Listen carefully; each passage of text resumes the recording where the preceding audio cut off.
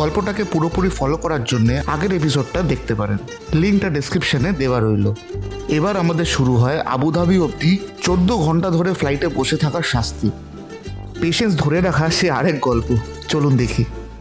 এখানে যা entertainment system দেখছি, documentary, tech talk, sports, lifestyle, music, HBO, drama, comedy. আরে দেখ, ড্রামা ঠিক করে দেখতে তো দেখি না না, আমি অপশনগুলো দেখাচ্ছি।